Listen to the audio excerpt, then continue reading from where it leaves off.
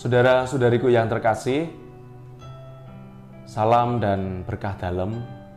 Bersama dengan saya Romo Alip dari Paroki Kristus Raja Baciro hari ini, hari Rabu tanggal 5 Februari, mengundang dan mengajak saudara-saudari untuk bermenung bersama, di mana permenungan kita diambil dari Injil Markus bab 6 ayat 1 sampai dengan 6. Maka mari kita menyiapkan diri kita untuk permenungan hari ini. Dalam nama Bapa dan Putra dan Roh Kudus. Amin. Tuhan yang baik, sertailah kami yang akan merenungkan sabdamu. Dengan Roh Kudus-Mu karuniakanlah kami, supaya hati dan budi kami terbuka, sehingga dengan demikian karya keselamatan yang Kau kehendaki atas hidup kami terjadi hari ini dan selanjutnya. Demi Kristus Tuhan dan pengantara kami. Amin. Tuhan sertamu dan sertamu juga. Inilah Injil Yesus Kristus menurut Markus. Dimuliakanlah Tuhan. Injil Markus bab 1 ayat bab 6 ayat 1 sampai dengan 6. Pada suatu ketika Yesus tiba kembali di tempat asalnya. Sedang murid-muridnya mengikuti Dia. Pada hari Sabat Yesus mengajar di rumah ibadat dan jemaat yang besar takjub ketika mendengar Dia. Mereka berkata, "Dari mana diperolehnya semuanya itu? Hikmat itu pula lah yang diberikan kepadanya, dan mukjizat-mukjizat yang demikian bagaimana dapat diadakan oleh tangannya? Bukankah ia ini tukang kayu, anak Maria? Bukankah ia saudara Yakobus, Yoses, Yudas, dan Simon? Dan bukankah saudara-saudaranya yang perempuan ada bersama-sama dengan kita?" Lalu mereka kecewa dan menolak Dia. Maka Yesus berkata kepada mereka, "Seorang nabi dihormati di mana-mana, kecuali di tempat asalnya sendiri, di antara kaum keluarganya dan di rumahnya." Maka Yesus tidak mengadakan satu mukjizat pun di sana, kecuali menyembuhkan beberapa orang sakit dengan meletakkan tangannya atas mereka.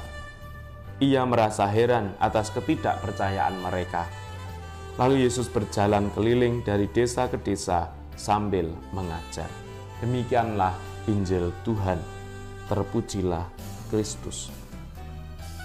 Seorang nabi dihormati di mana-mana kecuali di tempat asalnya sendiri, di antara kaum keluarganya dan di rumahnya. Saudara-saudari terkasih, Injil Markus bab 6 ayat 1 sampai dengan 6 mengkisahkan bagaimana Kristus yang ditolak di rumahnya sendiri. Intinya bahwa ketika setiap orang mencoba untuk menilai pribadi itu dari apa yang dilihat, apa yang mereka temukan di sekelilingnya, pasti yang terjadi adalah pengadilan sesaat.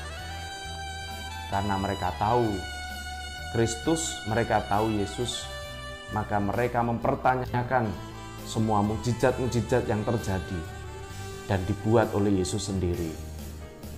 Maka Yesus pun berkata dengan keras, seorang nabi dihormati dimanapun kecuali di tempat asalnya sendiri. Kita diminta dari merenungkan sabda ini, jangan sampai dalam hidup kita Yesus menjadi pribadi yang asing. Yesus menjadi orang yang jauh di dalam kehidupan kita. Tetapi sebaliknya, Yesus adalah pribadi yang sungguh dekat. Yesus adalah sahabat kita. Sehingga dengan demikian, kehadiran Yesus dalam diri kita adalah pribadi yang mengangkat kita dari dosa-dosa kita, mengangkat kita dari maut, dan akan membawa kita untuk hidup yang lebih baik. Oleh karena itu, mari kita mohon rahmat, supaya kita hari demi hari semakin mengenali Kristus dan membawa saudara-saudari kita untuk mengalami kasih Tuhan. Kini maka mari kita mohon berkat, supaya pengenalan kita akan Kristus adalah pengenalan yang membawa kita pada keselamatan diri kita dan sesama. Tuhan sertamu dan sertamu juga.